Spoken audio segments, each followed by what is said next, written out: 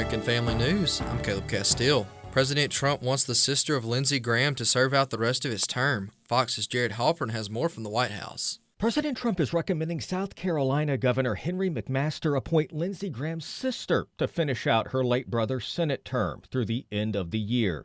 Darlene Graham Nordone was largely raised by her brother after their parents died while both children were young, and she remained a constant presence in his life, often appearing at campaign events.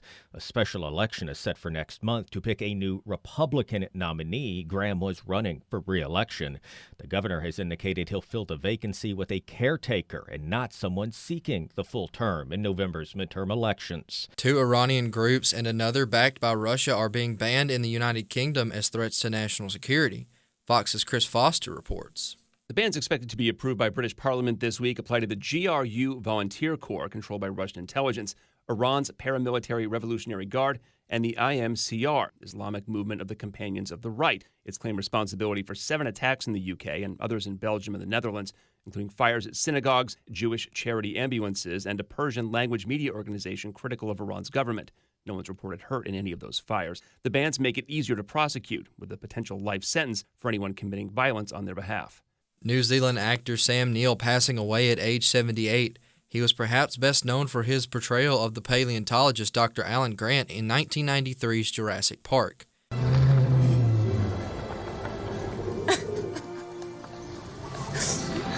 She was my favorite when I was a kid. Now I see she's the most beautiful thing I ever saw. Neill also had roles in later installments of the Jurassic Park series, as well as the TV show Peaky Blinders. Neill was previously diagnosed with cancer, but his family said he was cancer-free when he died and did not immediately release a cause of death. Senator Mitch McConnell is given a long-awaited health update after being hospitalized for nearly a month. Fox's Maureen Rafferty has the details. The Kentucky Republican releasing a statement saying he fell at his home in Washington a few weeks ago and then later developed a mild case of pneumonia. He was also briefly knocked unconscious. Rumors have been swirling about his condition, doctors confirming he did not break any bones or suffer any other serious medical issues. Senator McConnell's attending physician has noted that he has experienced several falls throughout the year. A recent study found that Texas cities influence precipitation. Robert Thornton has prepared this report. Spent a week in Houston and watched it rain. The Texas A&M study in the journal Nature said prior studies have reported inconsistent results, with some cities experiencing rainfall enhancement and others showing suppression. Their findings show thunderstorms are more likely to develop and strengthen over large urban areas. Another aspect of urbanization is the urban heat island effect, a phenomenon where cities experience warmer temperatures than the nearby countryside. Climatologist David Legates of the Cornwall Alliance cited a study done many years ago in St. Louis that is similar to the A&M study. Their idea was that because you've got this big heat dome, so it creates rising motions, and you've got surface roughness, so that as the air comes in, you're getting convergence. The air then forces to rise, and so that creates rising motion, which therefore gives you more clouds over the city and downwind and more precipitation over the city and downwind. He said another issue is extra particulate matter in the air, which helps in rain formation. He said land use is another big issue. With humans changing the land surface, it changes the characteristic of what the atmosphere sees from above, what it's seeing below it. And as a result of having a big city there, you've got several factors. Such factors are heat, convergence of winds, pollutants, and convection. I'm Robert Thornton. And finally, dozens of workers at an Ebola treatment center in northeast Congo have gone on strike over unpaid salaries and bonuses. They say they have not been paid by the Congolese authorities. The hospital was shuttered on Monday by protesting staff who blocked the road leading to the medical facility. And that's all the time we have today. For all the latest news, check us out over at afn.net or download the AFN mobile app. For American Family News, I'm Caleb Castile. AFA Action takes attacks on the family seriously. The enemies of the family constantly employ new tactics to try to sneak past our radar. They know if we stand together, their evil plans will fail. Your gift to AFA Action allows us to stay vigilant against their onslaught. And if you give this month, you'll receive access to the Cultural Institute video When Your Faith is Illegal by Frank Harbor on AFA Stream as our thanks. You can make your gift today at afaaction.net.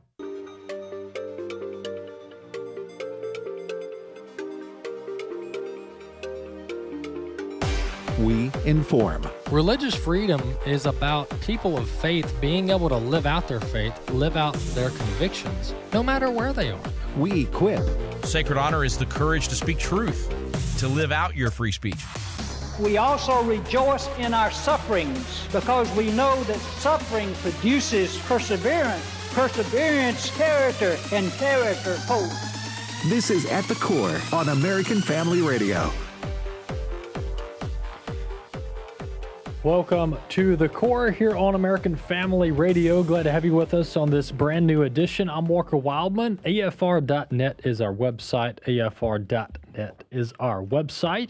If you would like to get past episodes, listen live, all of the features are there at AFR.net. We also have the AFR app in your app store. You can download it and listen live to past episodes and live content there on the AFR app. We have thousands, tens of thousands of people who listen each week on the AFR app.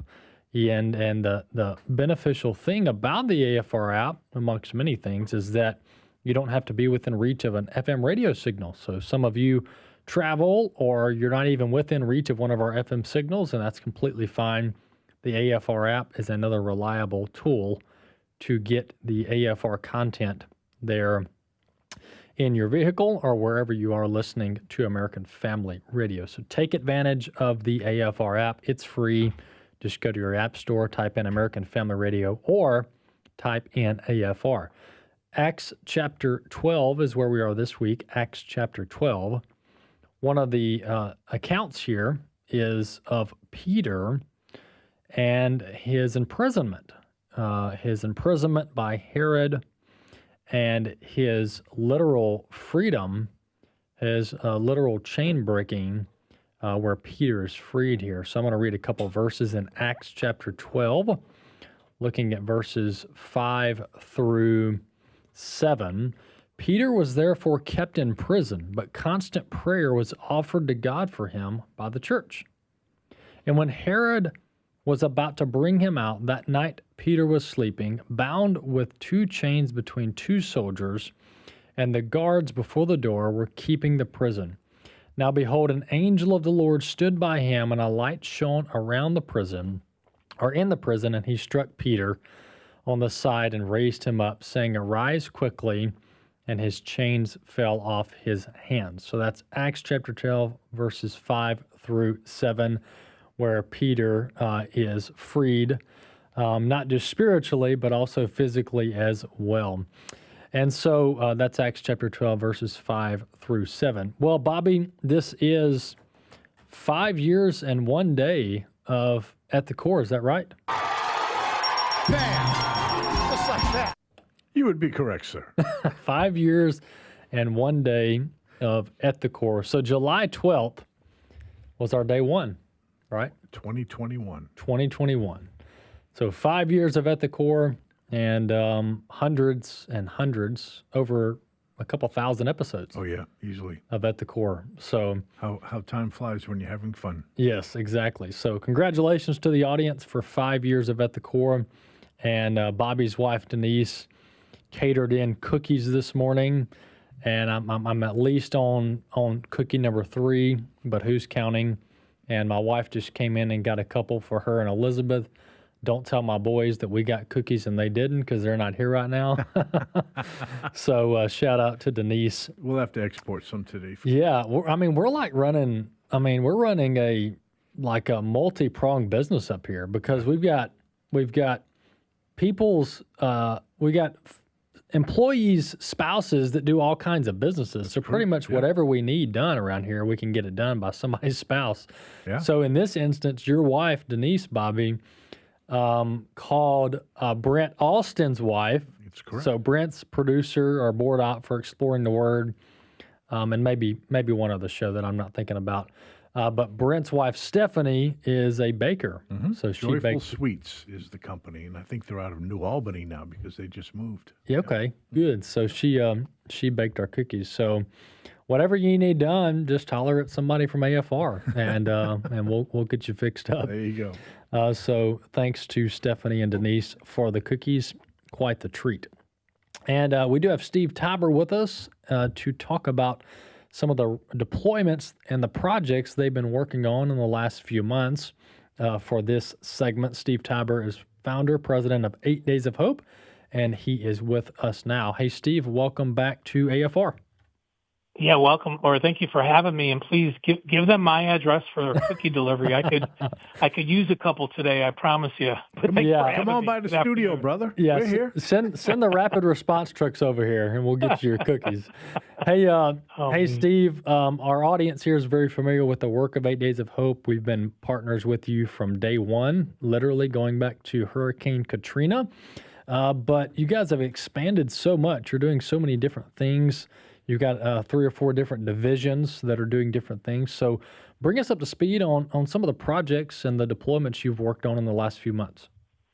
Yeah, thank you, Walker. In the last 30 days, we had 7 deployments to 4 different states. We've never been more than 3 places at one time, but I'm thankful for the support of American Family Radio, AFA, over the last 20 years. So many of our volunteers are everyday listeners of all that you produce at AFR, and we're so thankful. But yeah, it's been pretty intense. We have 4 arms of the ministry: rapid response, a rebuilding arm, a mass feeding arm, and then we build safe places for women and children rescued from trafficking. So I'll start with the last one, the trafficking part. It's the fastest growing crime in the world. We started about 6 weeks ago, finishing a facility in Houston. They're rescuing women right now during the World Cup, and they've rescued, I believe, about a dozen women so far.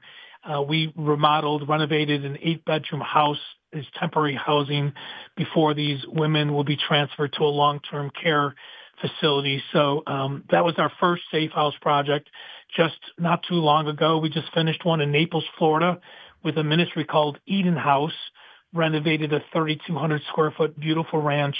And then we finished another project for Way Out Ministries in Memphis, Tennessee. So 3 of our deployments had to do with safe houses: Houston, Naples, Florida, Tennessee. Our rapid response division deployed to Salina, Kansas. And Walker, I just want to let you know, when I went to Salina, Kansas, everyone asked me if I knew Walker and Tim Wildmon. And when I told them that I used to coach Walker in basketball, they're like, "Wow, you're old." I'm like, "I'm not that old," but I did tell them that you were our best player for multiple years, and that got them all excited as well. But they just couldn't believe that I knew you and Tim and JJ and John, and they wanted my autograph just because I knew you guys, which was pretty interesting. But there was a derecho. A derecho is a straight line windstorm of 100 miles or more. So we deployed our rapid response and mass feeding team to Salina. And then we were in Maryville, Indiana. EF2 tornado ripped through that town, caused so much damage. Our mass feeding teams and our rapid response team was there as well. So it's been a very, very, very busy 30 days. But by the grace of God, we've been able to love people and serve the brokenhearted. We've seen many come to know Jesus for the first time.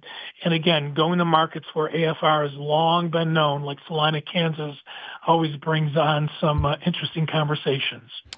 Steve, you guys have grown so much over the years. You've mentioned a couple of the divisions that you're operating now. The mass feeding is something that just fits very well with what you're doing, because you guys show up at these, especially the natural disasters, whether it's rapid response or a full rebuilding trip. And food, obviously, is just a core element of human life. I mean, without food and shelter and water, you can't sustain life. And so from day one of your ministry and deployments, even going back to Katrina, food had to be a part of the plan. And so you launching a mass feeding arm makes perfect sense, not just for your own sustainment, but for also serving communities. So talk about how that's grown, the level of meals you can output, and how that's come along. Walker, we've added so much equipment to our mass feeding arm. That's the arm that I think the next 3 years not only will double, but will probably triple in size. Whenever there's a power outage, so like Winter Storm Fern in Mississippi, where you live, where I used to live, earlier this year we saw a power outage that affected some families for 14 to 21 days. And people, I don't know about you, but when I lose power for an hour, I get grumpy. But, food goes bad, stores can't stay open. If you don't own a generator, you're out of luck. We delivered tens of thousands of meals in Mississippi. And that's what we've been doing since we've launched this arm. Our mass feeding team shows up. We always do our best to work through a local church because we're going to go home. But like in Maryville, Indiana, and in Salina, Kansas, you work with a church. You let them hand out the food so they can invite those families to church. And we just make thousands of meals per every cycle. And so the goal all along was to make 8,000 meals per cycle. As you know, we're expanding our ministry in the first quarter of 2027.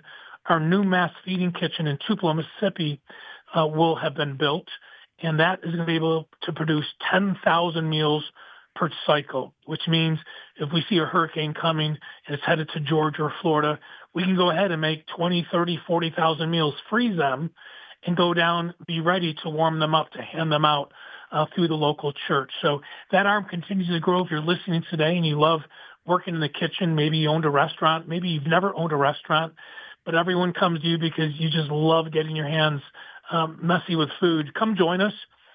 You can do one of two things. You can email us at info at 8daysofhope.com, or you can text the word HOPE to the number 86373. Text the word HOPE, 86373, and whenever we go anywhere, we'll invite you to come. Remember, it's free. We provide food and lodging. All you have to do is say yes. So, yeah, that mass feeding arm continues to take off, Walker. Amen, Steve. Hey, Steve, there's a couple things. You need primarily the Lord's blessing on the ministry to help sustain it and make it to be effective. But also there's some very tangible, practical needs that you have from a volunteer standpoint, from a donation standpoint. So for those listening that are spurred on and really encouraged by what you're doing, tell them a couple ways that they can be a part of 8 Days of Hope.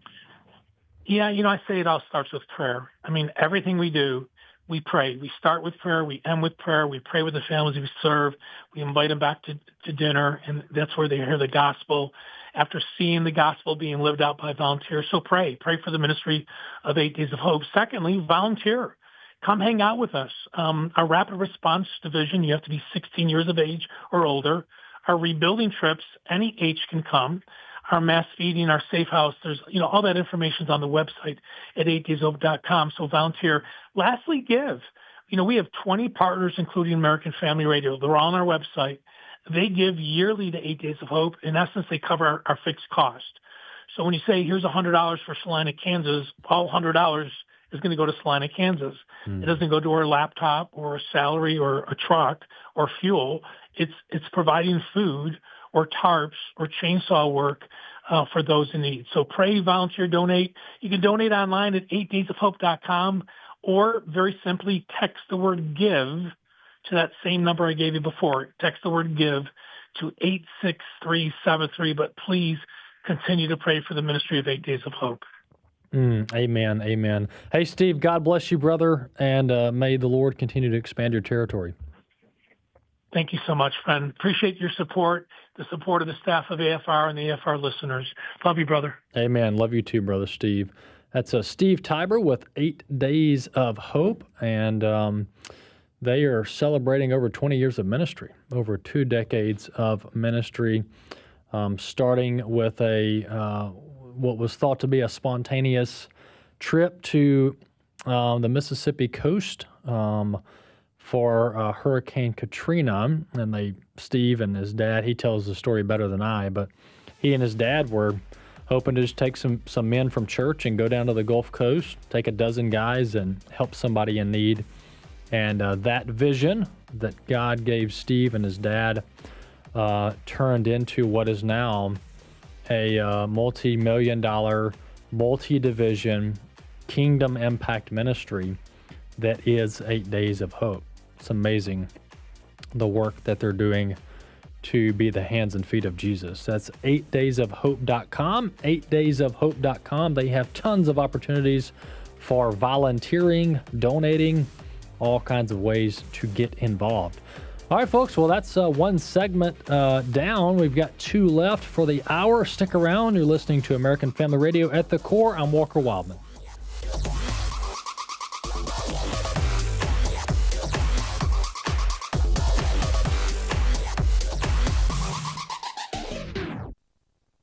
Forever, O Lord, your word is settled in heaven. My name is Abraham Hamilton III, and this is the Hamilton Minute. God's word shaped how Americans understood freedom, law, covenant, human dignity, and self-government. Even those who are not Orthodox Christians were influenced by the biblical worldview that permeated colonial America. But what happens when biblical literacy disappears?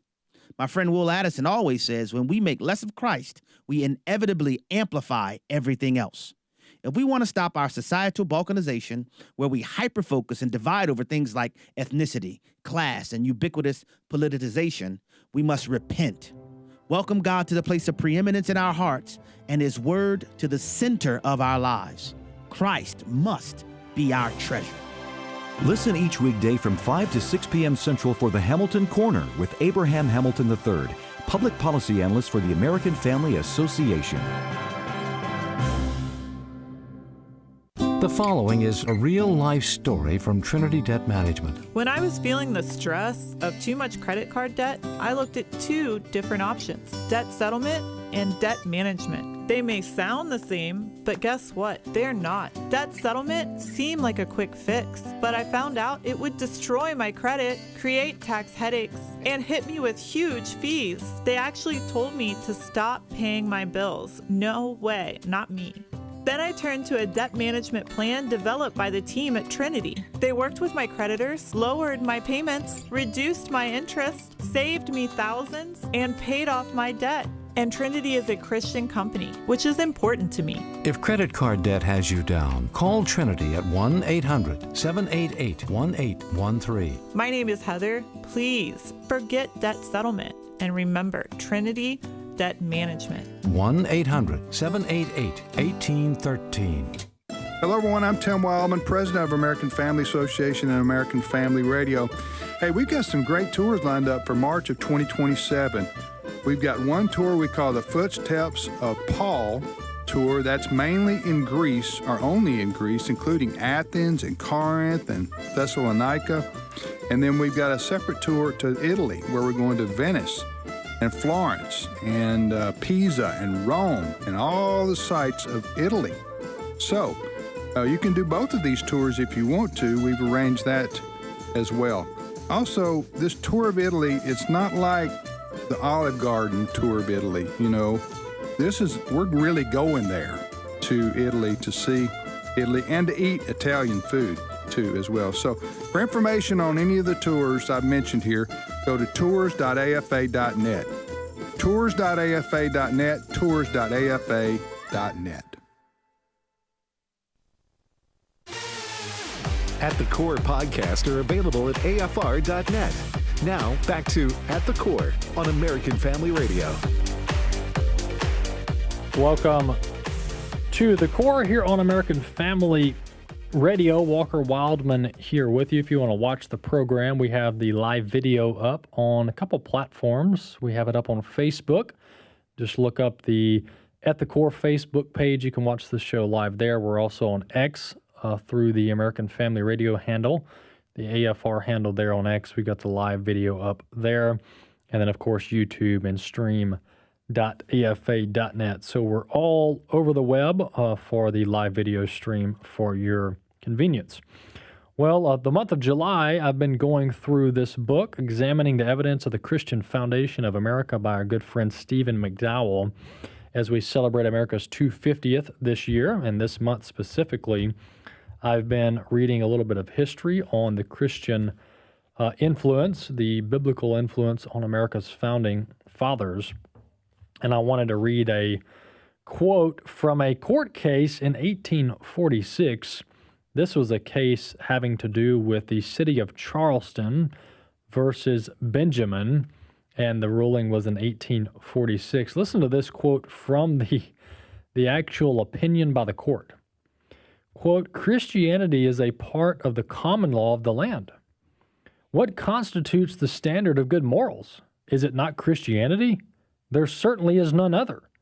The day of moral virtue in which we live would, in an instant, if that standard were abolished, lapse into the dark and murky night of pagan immorality." So this is a court ruling in the state of, in this instance, probably the state of South Carolina, Charleston. And they rule that, hey, if Christianity and the Christian influence were to all of a sudden vanish in a moment, then this country would lapse into, quote, dark and murky nights of pagan immorality, end quote. That's from Stephen McDowell's book here, Examining the Evidence of the Christian Foundation of America. All right, let's jump into a couple of topics I want to get to today.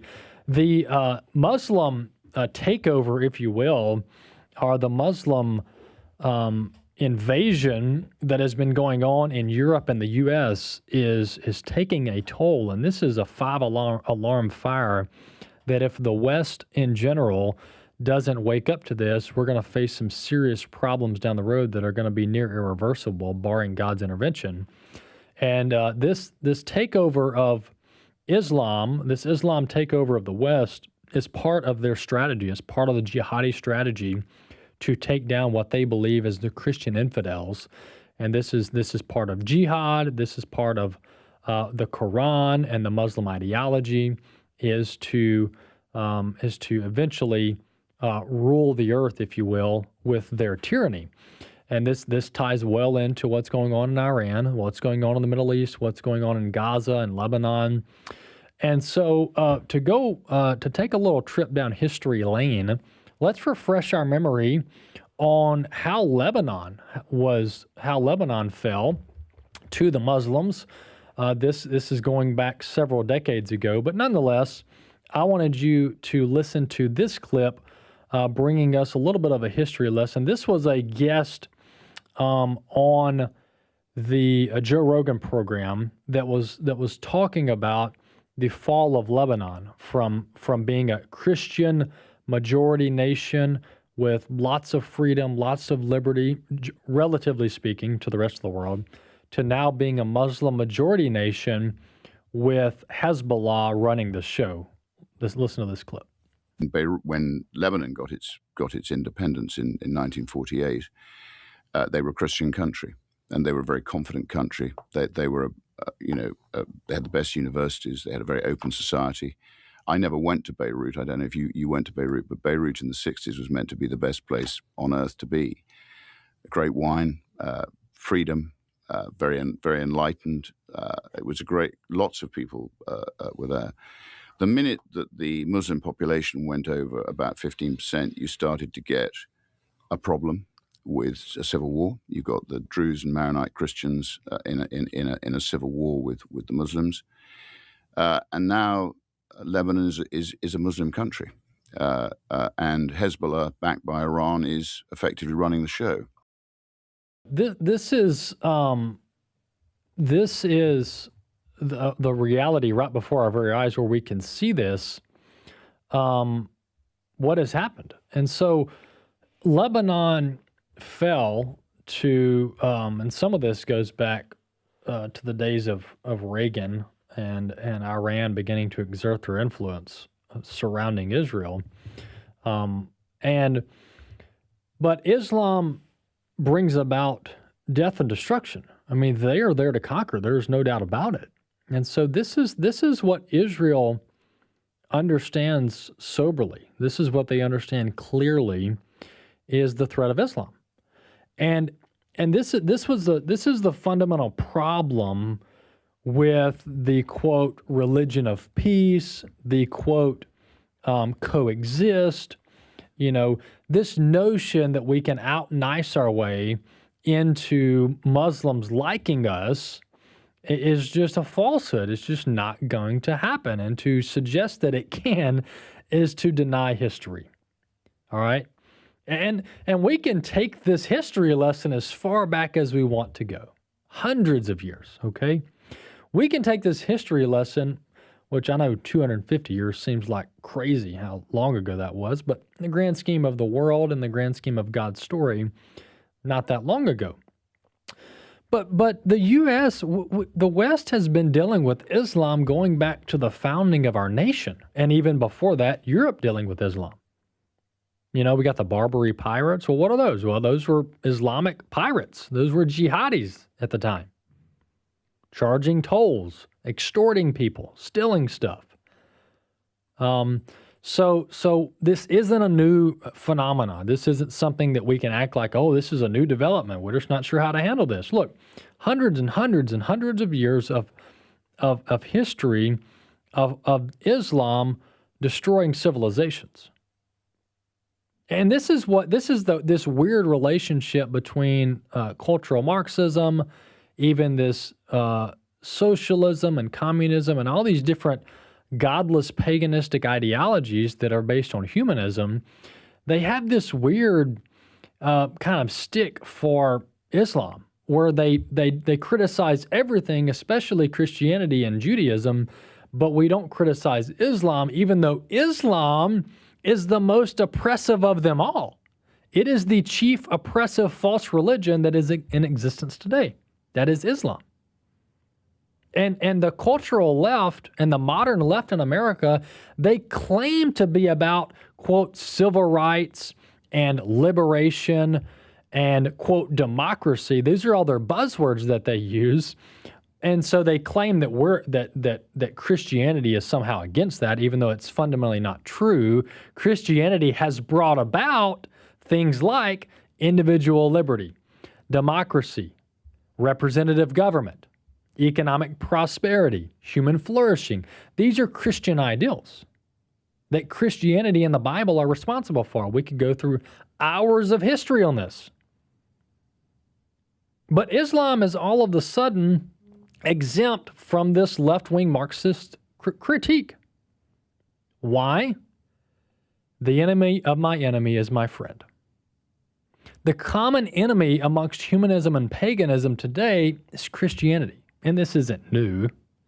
This is going back to biblical times. Whether it's Judaism or Christianity, that is the common enemy of all the humanist, pagan, idol-worshiping false religions on the planet. To include cultural Marxism, which is really in and of itself a religion. But Islam has brought about endless amounts of suffering and ravaging and death on the world since Islam and its false ideology took root in the East. And let's play another clip here. This is a clip about Welsh girls that were.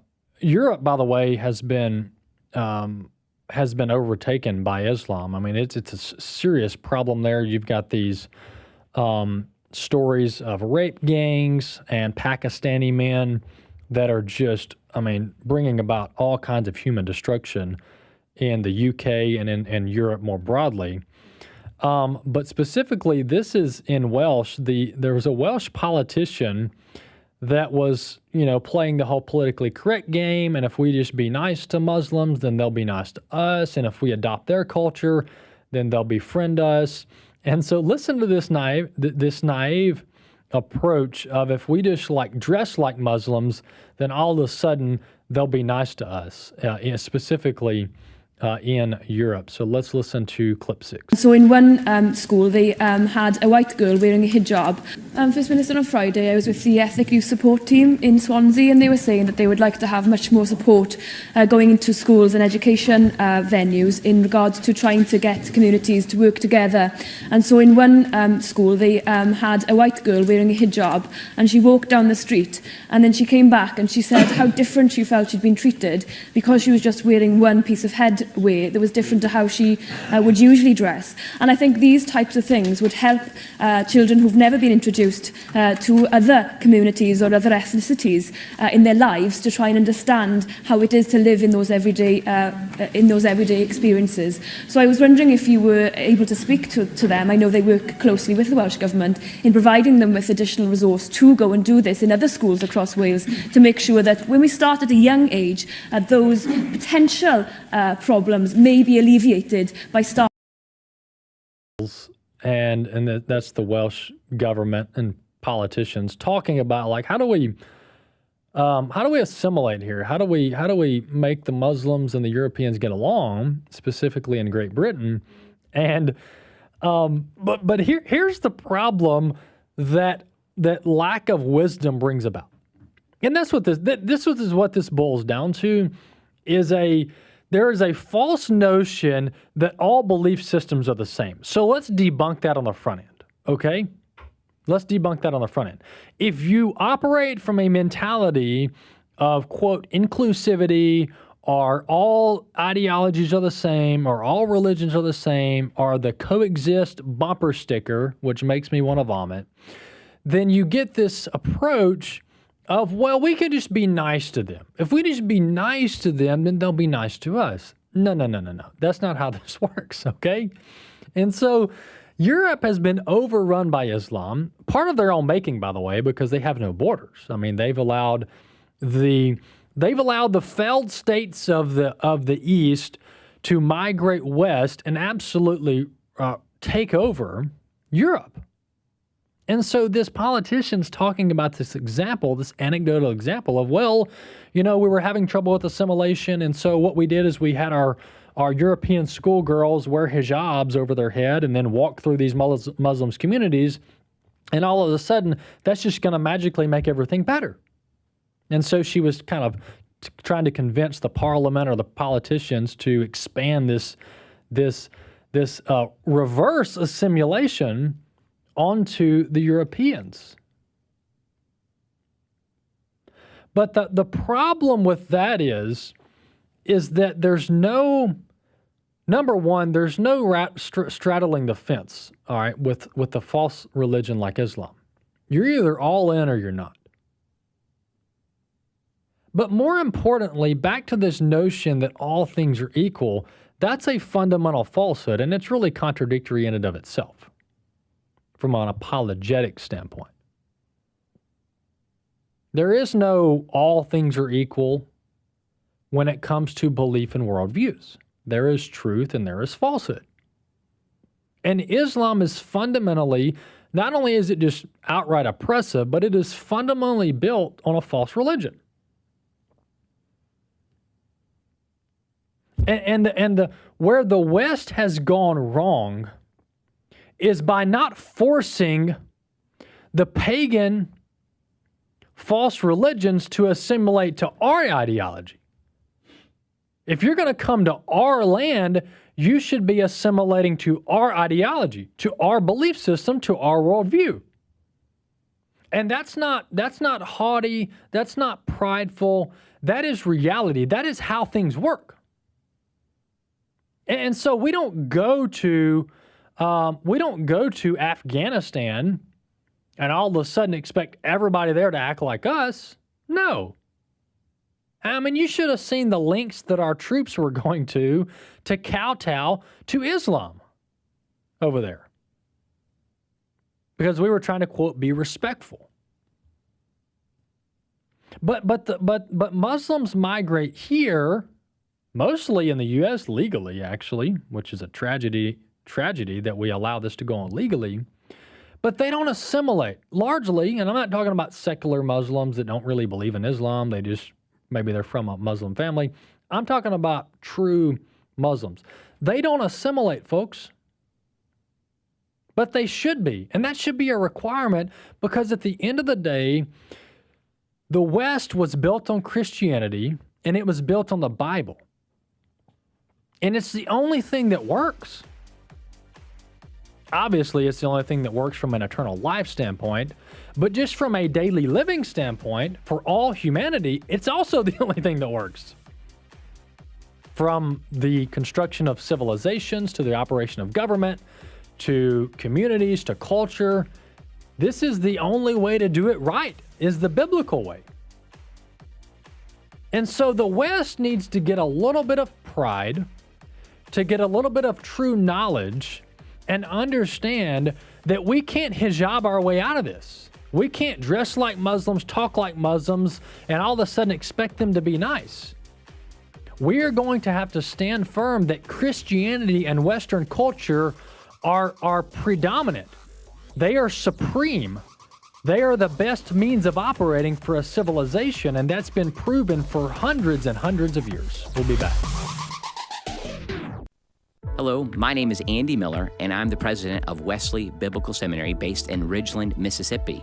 We are developing trusted leaders for faithful churches, and we do that based in the authority of Scripture and in the reality that Christians can be transformed. We do that also through bachelor's, master's, and doctoral degrees. We'd love for you to learn more about Wesley Biblical Seminary at wbs.edu, where we're developing trusted leaders for faithful churches. Blue Mountain Christian University offers a fully online RN to BSN degree for registered nurses. This cohort-based program is designed for working nurses and can be completed in as little as 1 year or part-time over 2 years. RN to BSN students are admitted each fall, and coursework is delivered online with instruction grounded in a Christian worldview. Learn more about the RN to BSN online degree at bmc.edu. American Family Association President Tim Wildmon. Why does AFA exist? Well, we're here to inform, equip, and activate individuals and families to transform the culture. We want to make an impact on our country for Christ. That's the reason my dad, Don Wildmon, started this ministry 40 plus years ago. Dad was concerned about the direction America was headed, and he was determined to do something about it. Maybe that describes you today. If it does, I want to strongly encourage you to consider a charitable gift annuity to American Family Association Foundation. This will benefit you, and it will ensure that we stay in the fight for a long, long time to come. That's the AFA Foundation. Call the AFA Foundation at 800-326-4543, extension 345. That's 800-326-4543, extension 345. When was the last time your family was fully present without a screen competing for attention? In Ecclesiastes 3:13, we're reminded that everyone should eat and drink and take pleasure in all his toil. This is God's gift to man. Rest and enjoyment are not wasted time. They are a gift. A healthy family habit is learning to truly unplug on vacation, not just changing locations, but changing attention. Put your phone down. Step away from constant notifications and let shared moments become the focus again. Meals, laughter, conversations, and even silence. This week, choose one intentional block of your next vacay or a staycay where screens are set aside so connection can be fully present. What might your family rediscover about each other if you were all truly together, there, present, without digital distraction? Hey, try it out. And I'll see you on the Dr. Nurse Mama Show here on American Family Radio. This is At the Core on American Family Radio with your host, Walker Wildman. Welcome back to the Core here on American Family Radio. Glad to have you with us. Well, what I just talked about in the last segment about this failed assimilation, this non-existent, really, assimilation of Muslims into the West, it's an immediate threat. It's an imminent threat to the homeland, to our way of life, to our very means of operating as a country. And Europe is paying the price. And so as the U.S., with a large body of water separating us and Europe, we should look over there and see the major crisis that is in existence, and we should turn the complete other direction. And we should pause all Muslim immigration, 100% full stop moratorium on Muslim migration. Because we are importing an ideology that is fundamentally at odds with the very existence of the United States as a country. You cannot import people who believe in a false religion that runs exactly counter to Western civilization writ large and expect that to work out good. That is not smart, that is extremely unwise, and it is deadly. And Europe is paying the cost. And the UK is paying the price as well, because they're actually cutting down on their immigration numbers now. They're doing stricter measures because they are being overrun by foreigners that don't like Europe, they hate Europe, and they want Europe to become like the Middle East. And this is, by the way, this is the same threat that has been persistent against Israel for a long, long time, and that is Islam. And Israel, they know there's no room to play here. There's no room to straddle the fence or try to play nice. Israel has been fighting for a long time for their very existence as a country, as a nation, and that's why they are some of the most sober-minded when it comes to this matter. Well, the Charlie Kirk assassination preliminary hearing was last week, throughout most of the week last week, and a lot of the high-level evidence was actually presented before the court. Erica Kirk and Charlie Kirk's parents were present there at this preliminary hearing, and there was some back and forth on whether the full evidence would be able to be viewed by the family, by those in the courtroom, for various reasons. There's a lot going on here, and I don't know exactly all of the reasonings as to why the judge would prevent some of the evidence from being viewed publicly by those in the courtroom. But nonetheless, the family of Charlie Kirk, including the wife Erica Kirk, they petitioned the judge, hey, we need to see all this. All this needs to be transparent. There's no reason for certain things to not be made public. All of the evidence needs to be made public. And so this is clip 2. This is the family representative petitioning the judge for all of the evidence to be made public. Clip 2. Good morning, Your Honor. Jeffrey Nyman on behalf of the Kirk family. And we appreciate the court is trying to balance here, but the Kirk family's waited 10 months for this hearing. And they have a right to be here, and they have a right to hear the evidence. They have a right to see and feel what's going on in this courtroom, just like, and they want to understand, Judge, what you are viewing. They want to see the evidence. And we understand you have to balance, but at a minimum, this courtroom needs to be open for the evidence to be displayed openly in this courtroom, for them to see it. The Utah Constitution gives them the right to be here, and to be here and not to see the evidence, what's the point of being here? We ask you to let the evidence be seen in the courtroom, please. Thank you for your time. Thank you, counsel.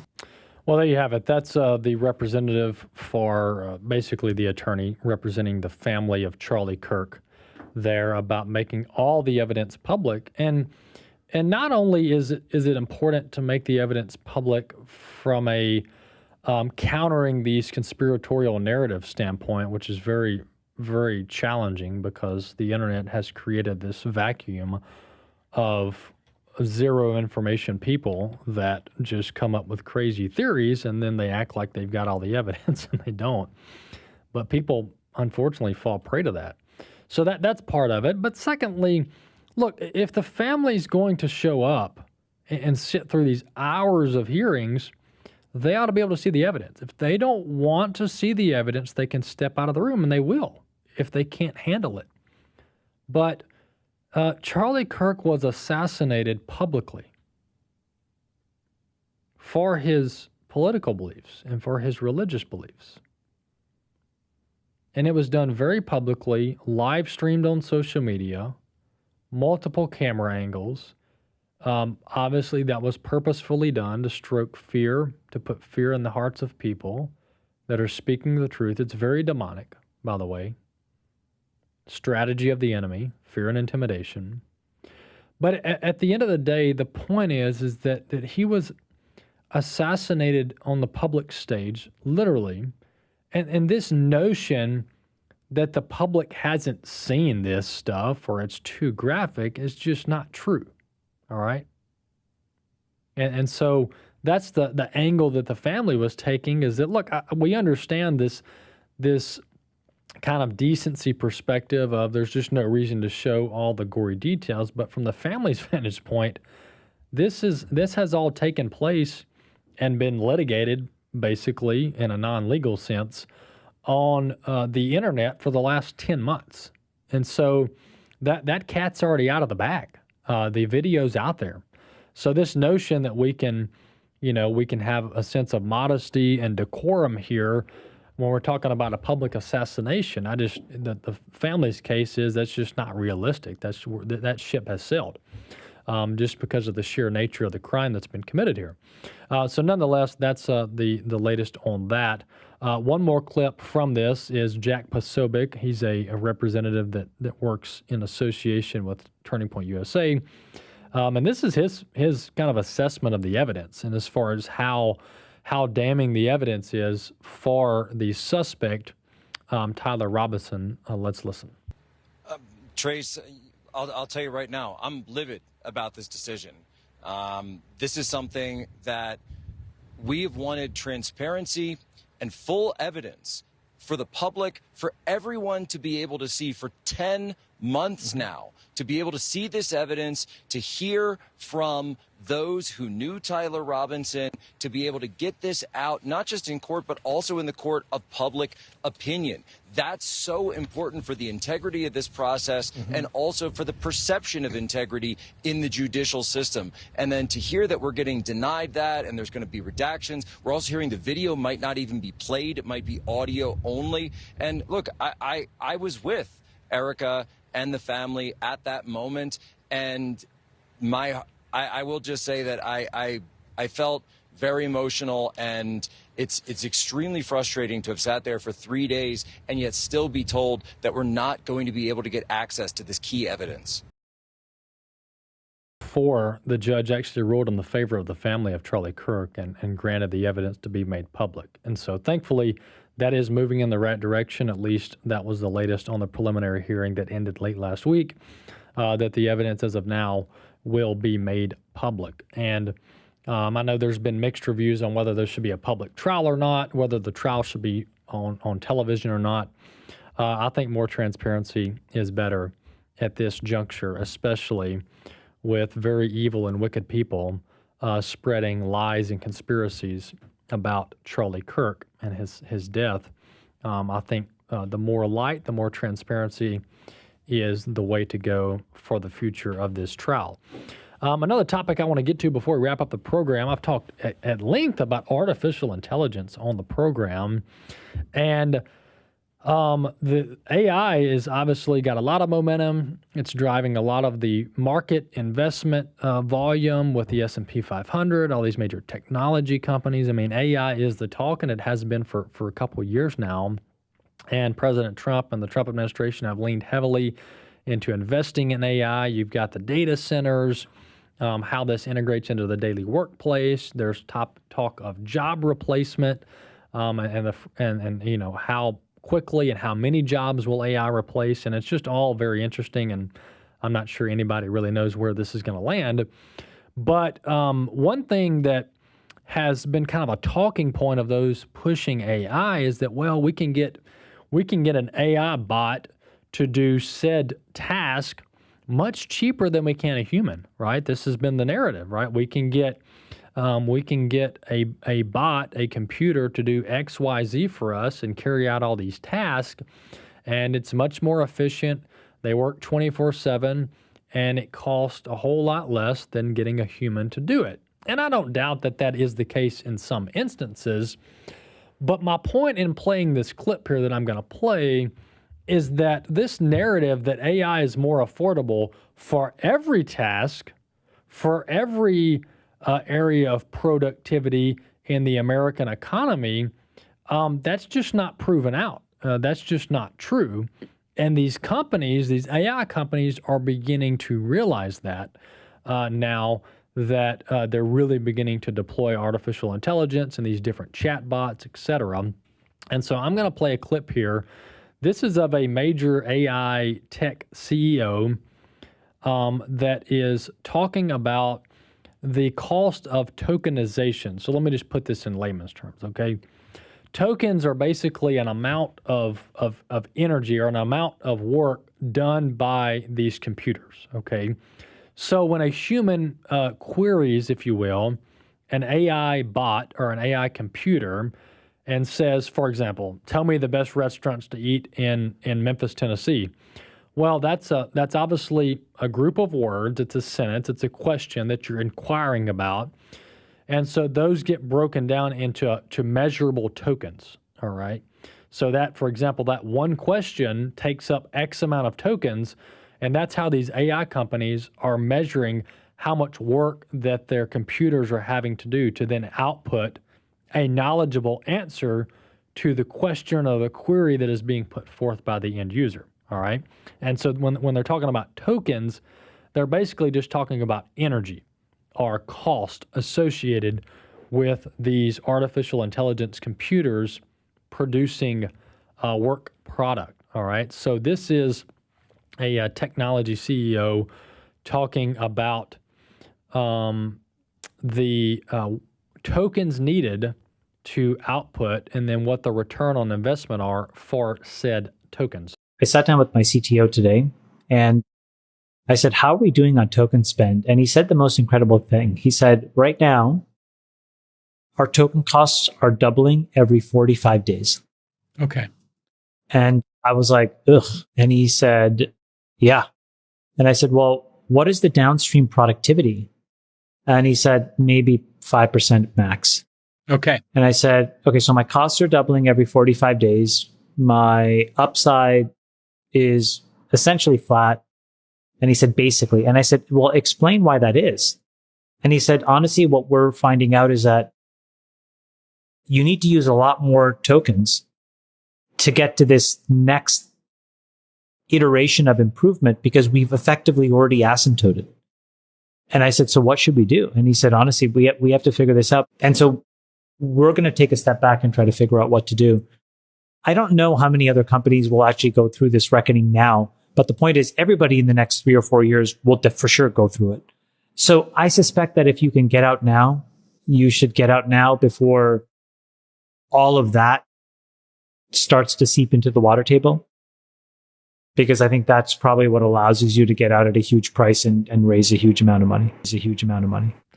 All right, so to translate this for our audience, some of you are tracking with me here, but it's a lot of tech talk. These artificial intelligence companies, in that case, that was actual CEO, they're starting to see how much money they're pumping into AI and how little they're getting back. All right, let's just put it simple. They're pumping a lot of money into AI just to keep it up and running with the data centers, with the power plants, everything, all the software engineers that are needed. And then they're getting so they're doubling their cost every 45 days. They're doubling their cost, their tokens used, and they're getting 5% of return or 5% increase in productivity over that same time period. And so it's an unsustainable trajectory. I mean, unless you have the government printing money, it's an unsustainable trajectory. So the point here is that artificial intelligence is actually taking longer than some might have thought to really be productive and contribute to human workers in a way that doesn't take this constant babysitting. And so with that being the case, when he's talking about getting out, he's talking about people that have gone all in on these tech stocks. And I'm not suggesting this is a bubble or this is going to be a crash. I don't think it will. I think AI actually has a place in the future, a pretty important place. But this notion that we can just rapidly deploy AI in a matter of a couple years and then boom, all of a sudden we don't need to work anymore, that's just not the case. It's not realistic. And so some of these AI-backed companies that are up to their eyeballs in debt and only getting 5% increase in productivity, they're just not going to make it. And so there's going to be some serious losers towards the middle of this AI race. We'll see you next time.